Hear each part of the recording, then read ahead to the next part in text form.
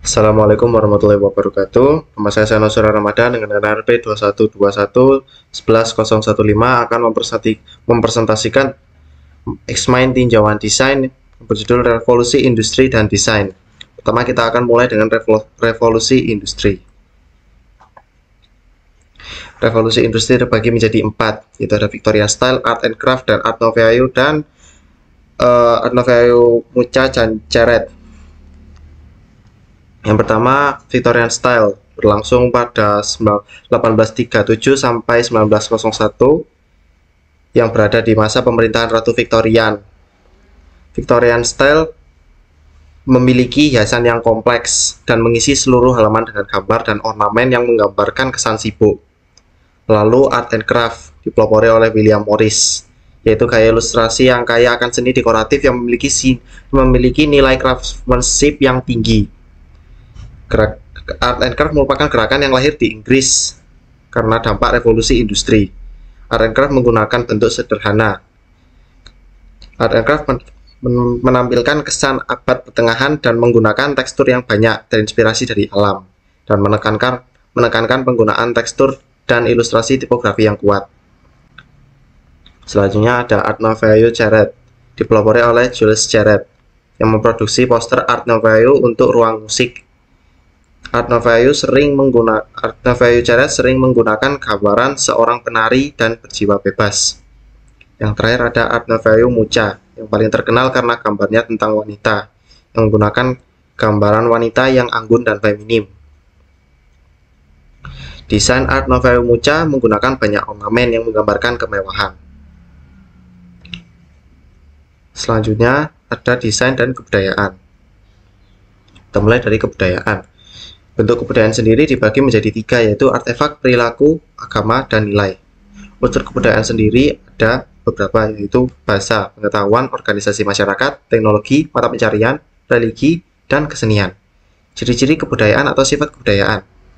Ciri-cirinya yaitu dipelajari dan diwariskan, lalu dinamis, selektif, yaitu mencerminkan pola perilaku manusia yang terbatas, selalu saling terkait, yaitu memiliki unsur budaya dan saling berhubungan. Dan terakhir ada entosentrik, yaitu menganggap budaya sendiri sebagai budaya terbaik atau menganggap budaya orang lain sebagai standar budaya.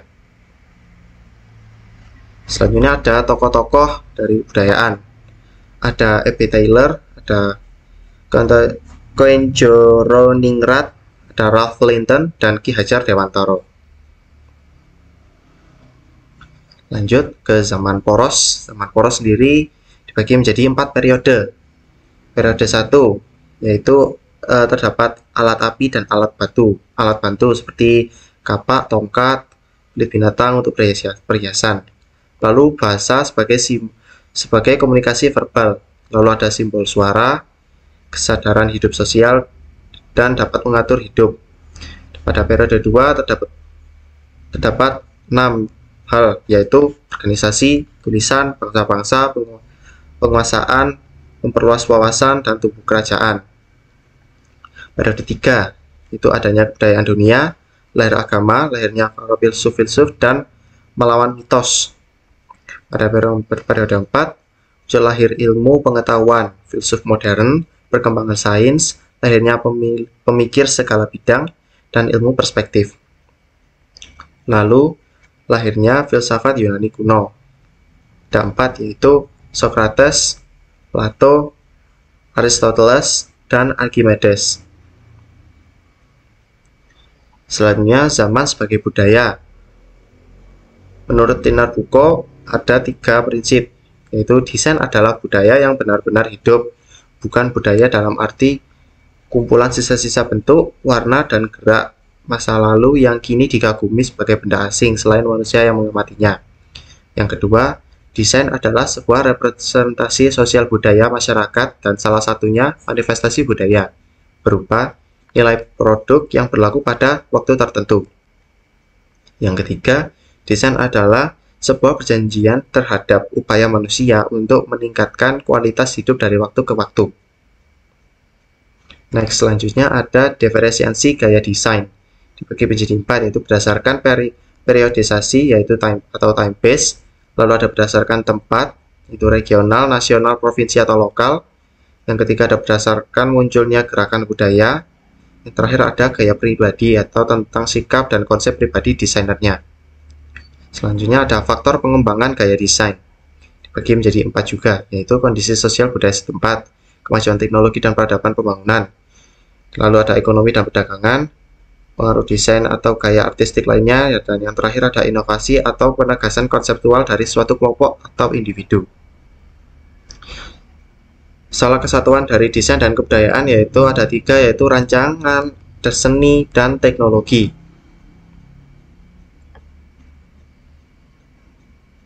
Ketiga, pendidikan desain. Dimulai dari sekolah Bauhaus, menjelaskan tentang seni dan desain, yaitu menyatu kembali di bawah induk pendidikan seni visual. Kedua, ada seni rupa dan desain. Bagi menjadi 2, yaitu seni rupanya itu seperti seni patung, lukisan, dan arsitektur. Kalau desainnya itu seperti kriya atau craft atau kerajinan. Menurut para ahli sendiri ada 3, yaitu menurut Waldschläger 1991, banyak dari teori-teori klasik tentang order atau tata atur, harmoni atau keselarasan, proportion atau proporsi, dan scale atau skala. Lalu ada menurut Waldschläger 1991 banyak dari teori-teorinya yang dipakai untuk industri. Yang terakhir ada menurut Barnes tahun 2004 dan Waldschläger 1991, sejarah pendidikan visual dapat ditelusuri pada zaman pertengahan sekitar abad ke-13 sampai 15, seperti sistem gilda atau guild, yaitu perkumpulan usaha sejenis yang bergerak pada usaha atau keterampilan tertentu. Selanjutnya ada modernisasi. Modernisasi atau revolusi industri, yaitu dari gaya desainnya sendiri ada 6, yaitu Wiener Western, DJ Stil, Bauhaus, gaya internasional, Art Deco, dan aliran. Lalu ada juga filsafat, 2 filsafat yaitu Louis Sullivan dan Frank Lloyd Wright. Yang terakhir ada postmodernisme dan fenomena kebudayaan. Postmodernisme dan seni, ada semacam antagonisme dialektis antara dulu dan kini dalam perjalanan sejarah barat. Lalu ada postmodernisme dan budaya, dengan memandang perbedaan antara budaya dan alam. Lalu perubahan kebudayaan yang mempengaruhi desain ada 3, ada counterfeit, produksi, dan simulasi. Counterfeit adalah pola yang dominan pada periode klasik dari zaman penjelajahan sampai pada revolusi industri, yaitu produksi bebas tanda, iklan yang bersifat represif dan hegemonik. Lalu produksi, pola yang dominan pada era industri, seperti upaya-upaya memasarkan kebudayaan dari segala aspek penampakannya. Dan yang terakhir ada simulasi, yaitu pola yang mendominasi fase sekarang yang dikontrol oleh kode-kode, yaitu kebebasan dalam memilih gaya desain dan gaya hidup. Diskursus desain dibagi menjadi 3, yaitu relasi pertandaan, yang dibagi menjadi 3 juga, yaitu ada penanda atau makna ideologis, ada penanda atau fungsi, ada penanda atau makna ironis. Lalu ada prinsip, prinsipnya juga ada 3, form follow meaning, form follow function, dan form follow fun. Dan yang terakhir ada era, dibagi menjadi 3 juga, yaitu ada klasik, pradernisme, modernisme, dan postmodernisme. Itu saja untuk presentasi saya mengenai explain tinjauan desain yang berjudul Revolusi Industri dan Desain.